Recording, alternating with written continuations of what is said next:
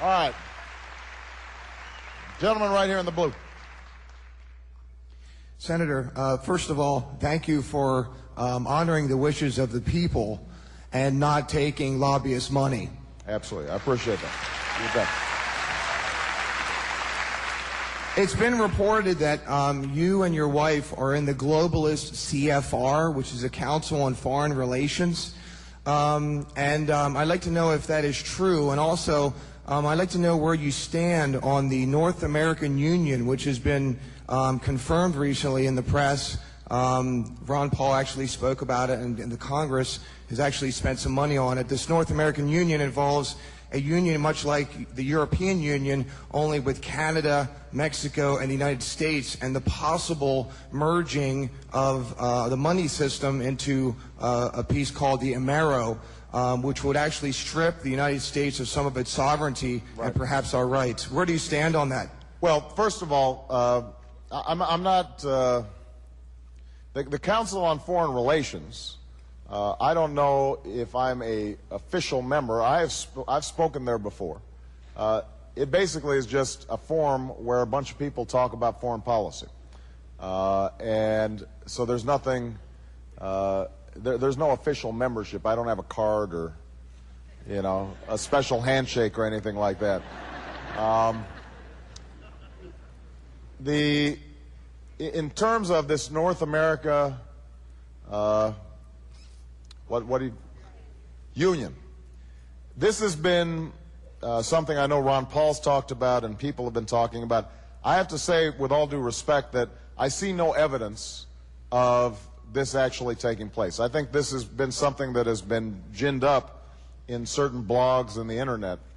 It was based partly on the fact that there's this highway being built in Texas that will facilitate more transportation and travel between Mexico and the intercontinental United States on up through Canada, and so people have perceived that this potentially means that somehow there's going to be this union like the European Union. There's no evidence that that's taking place. NAFTA helped to break down barriers of trade between those three countries, and I was opposed to NAFTA because I thought that it didn't have the labor and the environmental standards and the safety standards that would look out for U.S. workers. But I don't think that there's some conspiracy to create this one, you know, continental government between Canada and Mexico. I see no evidence of that. All right? Okay, next. All right. It's a young lady's turn. All right, right here. Go ahead. Yes, you. Senator Obama, the youth of America and many Americans consider you a bright beacon of hope for the future, and you are a civil rights advocate. But could you please explain to me why you voted to reauthorize the Patriot Act, which is the worst attack on civil rights of Americans? And we do now know that George Bush's fabricated reasons to go to war were fabricated, so we do not need the Patriot Act to keep us safe. Let me tell you what. First, it's not actually true that the Patriot Act was the worst. Most of the problems that we have had in civil liberties were not done through the Patriot Act. They were done through executive order by George W. Bush. And that's why the first thing I will do when I am president is call in my Attorney General and have he or she review every executive order to determine which of those have undermined civil liberties, which are unconstitutional, and I will reverse them with a stroke of a pen. And so that is actually how, that's actually how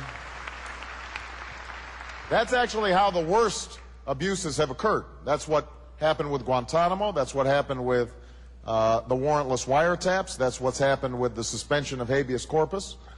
That's what's happened in terms of the rounding up of Americans of Muslim extraction. Those weren't done through the Patriot Act. Those were all done separately. The first Patriot Act, I wasn't there, so I did not vote for that. The second one, I actually worked with Russ Feingold, who was one of the people who opposed it, to try to amend it to deal with some of its excesses. there were some provisions in the Patriot Act that actually did address changes that needed to take place. And let me give you a specific example.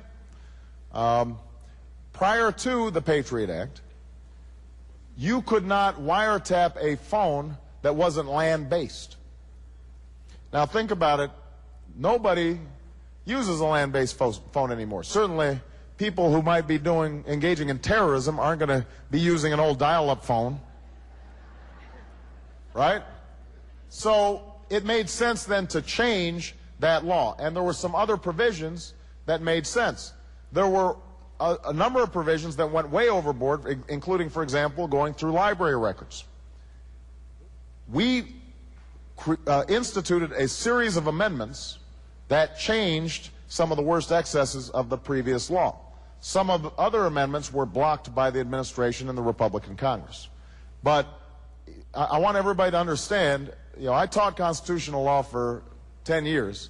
I take the Constitution very seriously. The biggest problems that we're facing right now have to do with George Bush trying to bring more and more power into the executive branch and not go through Congress at all. And that's what I intend to reverse when I'm President of the United States of America. All right. How much more time do we have? We got time for 2 more questions. All right.